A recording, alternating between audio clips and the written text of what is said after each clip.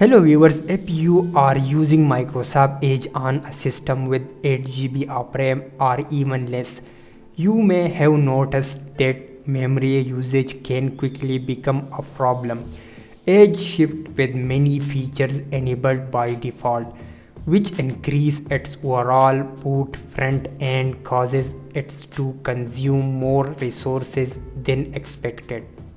For users on budget machine or older hardware, this can impact performance across the entire system.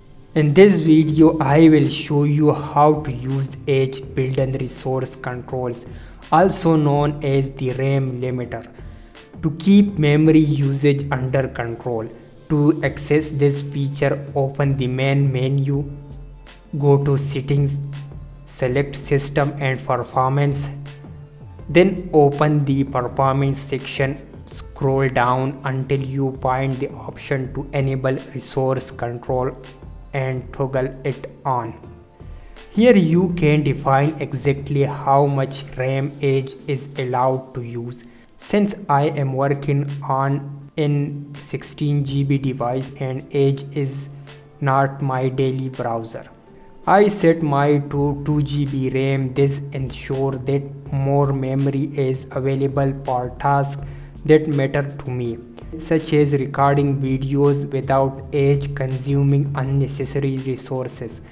Just remember, choosing a very low limit may affect Edge performance.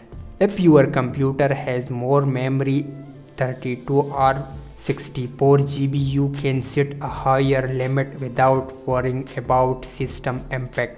You can also decide when the RAM limit should apply.